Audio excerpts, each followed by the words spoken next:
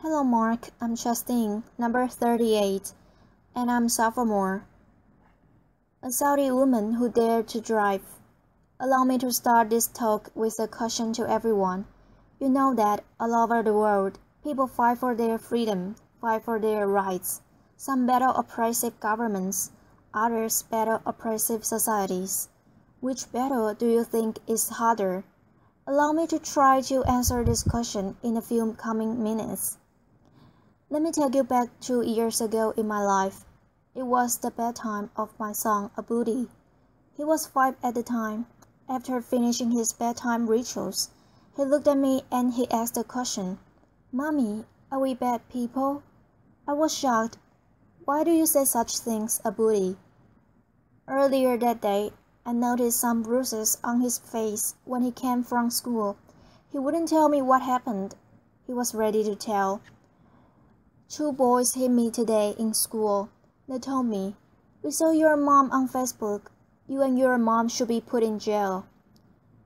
I've never been afraid to tell Abudi anything. I've been always a proud woman of my achievements. But those questioning eyes of my son were my moment of truth, when it all came together. You see, I'm a Saudi woman who had been put in jail for driving a car in a country where women are not supposed to drive cars. Just for giving me his car keys, my own brother was detained twice, and he was harassed to the point that he had to quit his job as a geologist, leave the country with his wife and 2-year-old son. My father had to sit in a Friday sermon, listening to the imam condemning women drivers and calling them prostitutes amongst tons of worshippers. Some of them are friends and family of my own father. I was faced with an organized defamation campaign in the local media combined with false rumors shared in my family gatherings, in the streets and in schools. It all hit me. It came into focus that those kids did not mean to be rude to my son. They were just influenced by the adults around them. And it wasn't about me, and it wasn't a punishment for taking the wheel and driving a few miles. It was a punishment for daring to challenge the society's rules. But my story goes beyond this moment of truth of mine. Allow me to give you a briefing about my story. It was May 2011, and I was complaining to a work colleague about the harassment I had to face trying to find a ride back home. Although I have a car and an international driver's license, as long as I've known, women in Saudi Arabia have been always complaining about the ban. But it's been 20 years since anyone tried to do anything about it, a whole generation ago. He broke the good bad news in my face, but there is no law banning you from driving. I looked it up and she was right. There wasn't an actual law in Saudi Arabia. It was just a custom and the traditions that are enshrined in rigid religious fatwas and imposed on women. That realization ignited the idea of June 17th, where we encouraged women to take the wheel and go drive.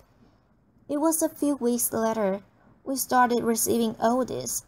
"Man wolves will rape you if you go and drive." A courageous woman, her name is Najala Halili. She's a Saudi woman in the city of Jeddah.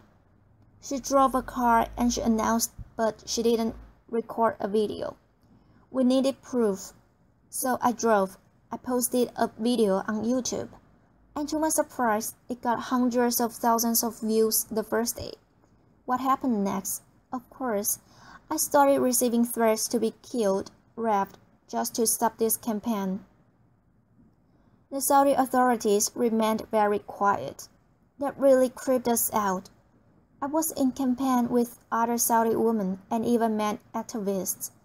We wanted to know how the authorities would respond on the actual day, June 17th, when women go out and drive. So this time I asked my brother to come with me and drive by a police car. It went fast. We were arrested, signed a pledge not to drive again, released. Arrested again, he was sent to detention for 1 day, and I was sent to jail. I wasn't sure why I was sent there, because I didn't face any charges in the interrogation. But what I was sure of was my innocence. I didn't break a law, and I kept my abaya. It's a black cloak we wear in Saudi Arabia before we leave the house. And my fellow prisoners kept asking me to take it off, but I was so sure of my innocence. I kept saying, "No, I'm leaving today." Outside the jail, the whole country went into a frenzy, some attacking me badly, and others supportive and even collecting signatures in a petition to be sent to the king to release me. I was released after 9 days. June 17 comes. The streets were packed with police cars and religious police cars, but some 100 brave Saudi women broke the ban and drove that day. None were arrested. We broke the taboo. So I think by now, everyone knows that we can't drive, or women are not allowed to drive in Saudi Arabia. But maybe few know why. Allow me to help you answer this question. There was this official study that was presented to the Shura Council. It's the consultative council appointed by the king in Saudi Arabia, and it was done by a local professor, a university professor. He claims it's done based on a UNESCO study, and the study states the percentage of rape, adultery, illegitimate children, even drug abuse, prostitution in countries where women drive is higher than countries where women don't drive. I know I was like this. I was shocked. I was like, we are the last country in the world where women don't drive.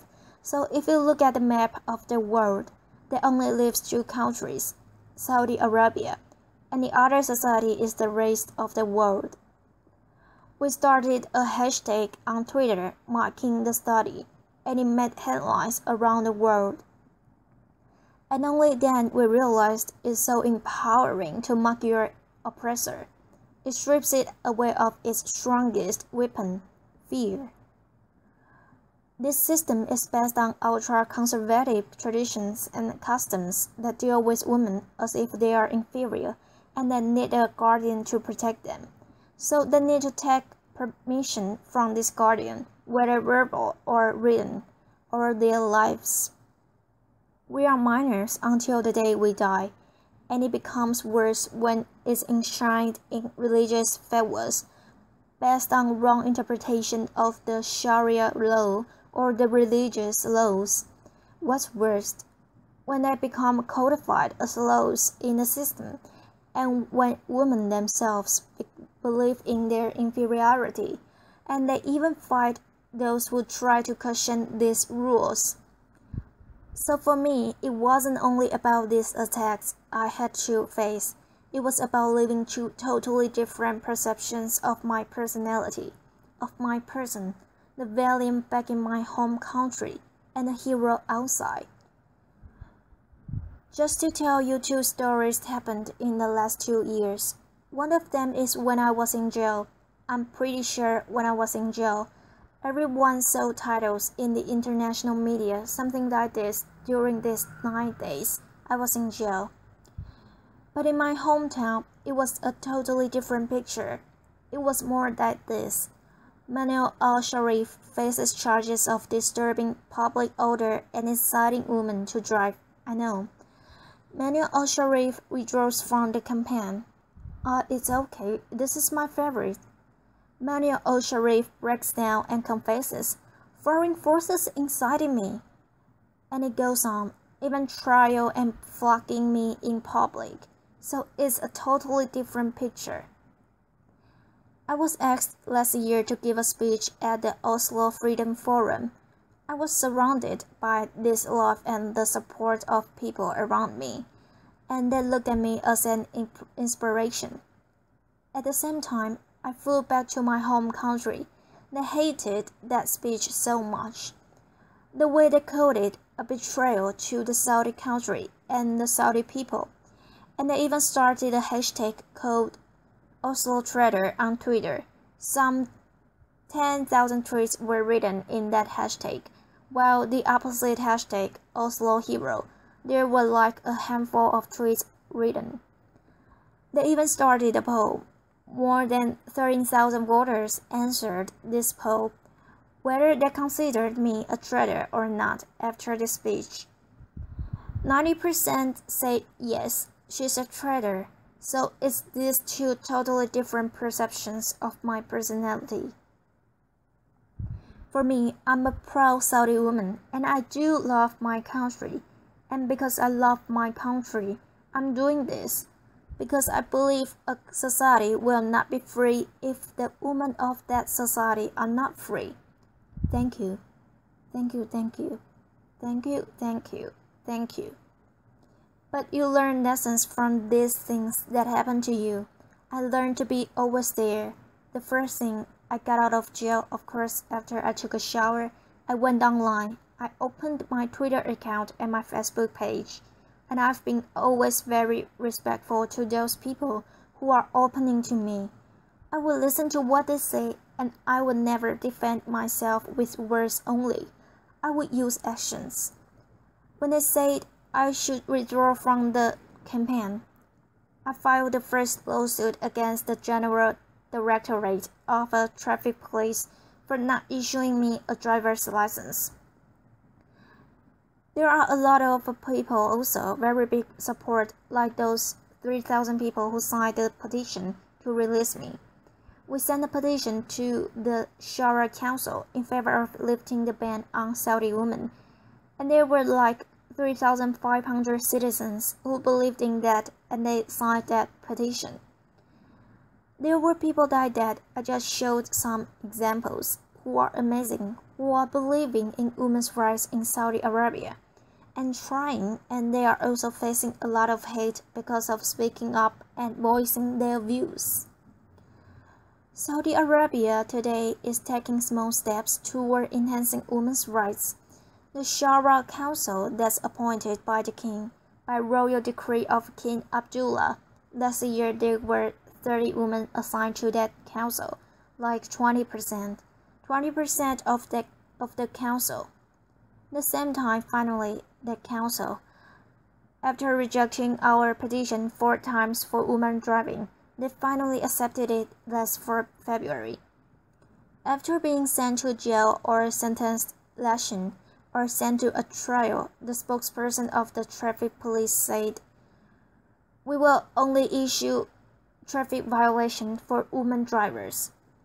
The Grand Mufti, who is the head of the religious establishment in Saudi Arabia, he said, "It's not recommended for women to drive. It used to be haram, forbidden by the previous Grand Mufti." So for me, it's not about only these small steps. It's about women themselves. A friend once asked me, she said, "So when do you think this woman driving will happen?" I told her, "Only if women stop asking when and take action to make it now." So it's not only about the system, it's also about us women to drive our own life, I say. So I have no clue really how I became an activist, and I don't know how I became one now.